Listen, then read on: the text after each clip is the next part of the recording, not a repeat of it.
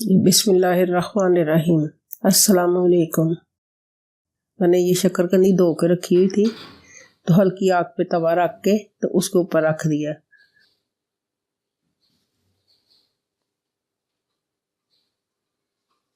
ऊपर इसके मैंने ढक्कन दे दिया। इसको एक तरफ से 15 मिनट पकेगी, 10-15 मिनट ये। उसके बाद उसको आप देखें, इसको पलट लें।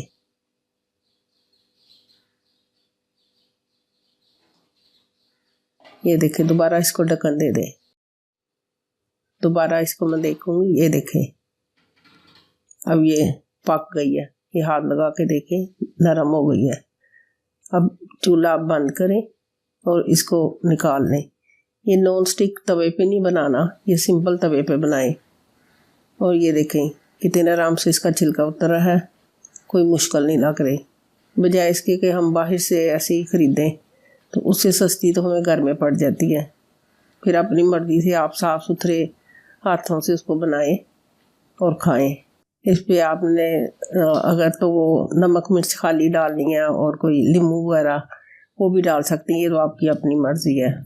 लेकिन मैं थोड़ा सा चाट मसाला डालूँगी, किन्नू का जूस निकाल के तो वो ऊपर डालूँगी। अब ये आप नींबू भी डाल सकती हैं, किन्नू भी डाल सकती हैं। मेरे पास तो ये था तो मैंने उसके साथ निकाल लिया। तो आप खाएं और हमें दुआ में याद रखें।